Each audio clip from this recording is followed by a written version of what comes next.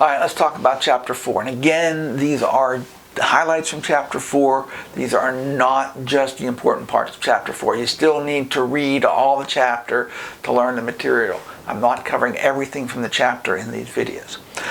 Chapter 4 gets us into the first of the 9 knowledge areas, and that's integration management. And this is one which cuts across all phases of the project, as well as interacts with all the other 8 knowledge areas. This is where systems view of the world is important.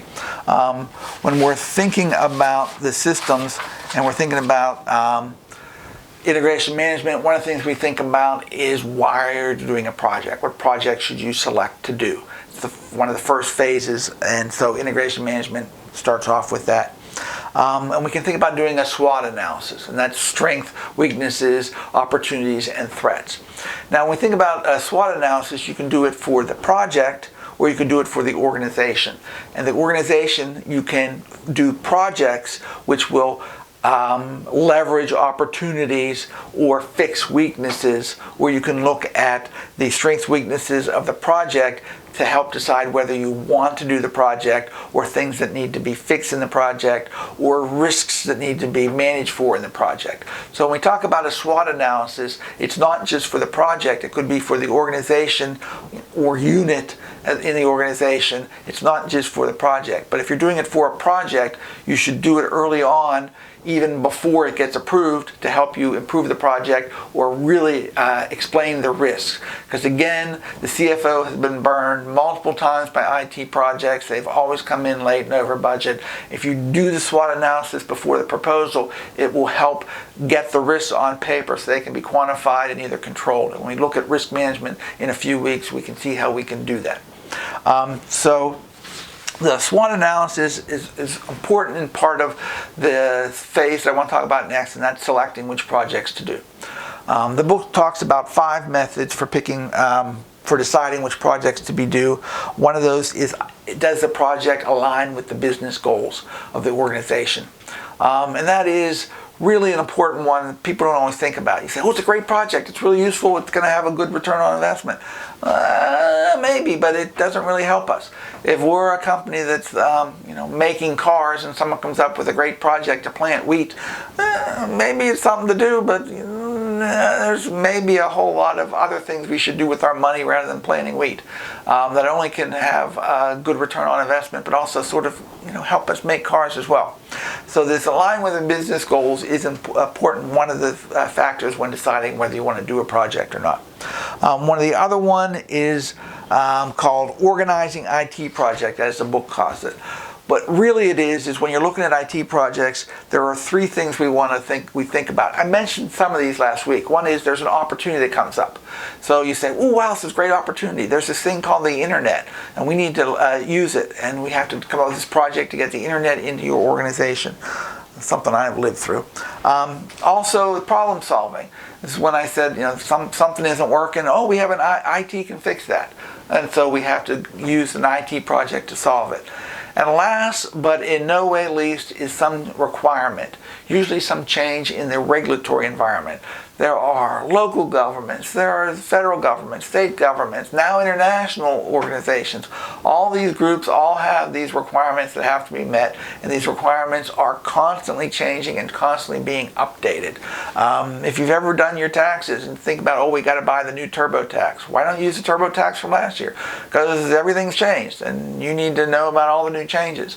And the same thing is true in all the IT projects.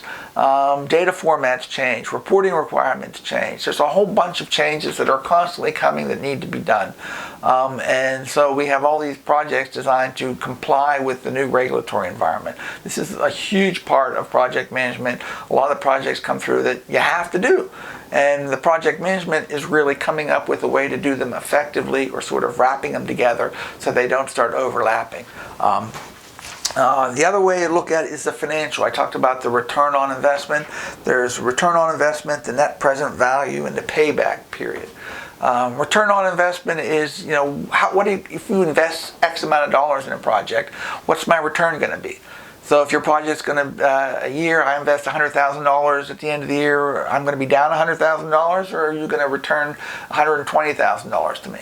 And so you have to look at the project over time and look at how much goes into it and how much is coming out of it. And there are usually companies have a set return on investment, and if the project does not meet that goal, it does not get funded. And this is where I had talked about last week. You will get pressure from the sponsor to fudge some numbers. This is where you're going to get the pressure. If you need to get a 20% return on investment and you're at 19, the sponsor's going to come to you and say you need to cut the budget because we need to get the numbers down, because we're not going to get any more inputs, but we have to outputs out of the system. We need to cut the inputs. And you're like, oh, this is where the CFO keeps getting burned, because you can fudge numbers in IT all the way you want. And so this is where you, as a good project manager, need to resist that urge. The numbers will get close and you're going to get so much pressure. Let's get up 20% so we have a chance of getting this project funded. And some numbers you can fudge, but basically you want to cut the scope down before you start trying to cut the numbers down. The other one is net present value. The idea used to be that if you had money, you could put it in the bank and get risk-free investment. And over time, with inflation, your money's going to shrink. So today's dollar is bigger, smaller than the future dollars are smaller, so you're going to need more of those for today's dollar. Or another way to think of it, if you had a dollar today, if you had $100,000 today and you put it in the bank, you'd have you'd have $100,000 next year, because we're not paying inflation any interest today. But in the past, you would have gotten interest. So doing nothing would get you money. And so you could discount future dollars to match today's dollars. So the dollars in the future need to be discounted. So you look at the net present value of the project. We're going to be doing some of these calculations this week.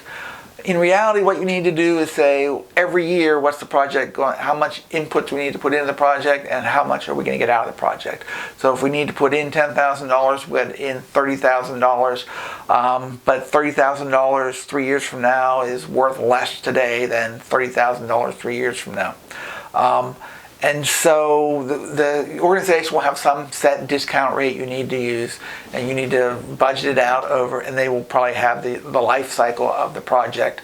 And because remember, projects are all temporary, so you can do a return on investment.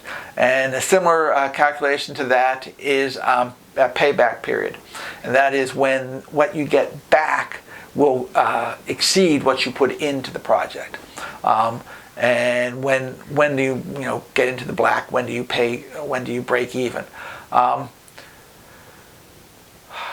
Break even is a whole lot less because you haven't had any return on investment. You've just broken even. But when that happens is important. Depending on if you have a project that has inputs, and then starts getting some output, as opposed to some that gets more and more output as it goes along, your payback period may be sooner. Now, the reason that's important is because some organizations have extra cash and can wait 3 or 4 years before they start seeing a return on their investment. Where some organizations don't have a lot of extra cash and they need to see that break-even point be a lot closer. Even though in the end you have two projects that are going to get to the same point, the organization can't stand to wait 5 years to get to that point, and some organizations can. So when you're deciding which projects to do, that break-even point really isn't about whether the project is going to get done, but comparing to other projects with a later return, a break-even point. Generally, the organization needs to have much more tolerance for risk and have basically more cash on hand.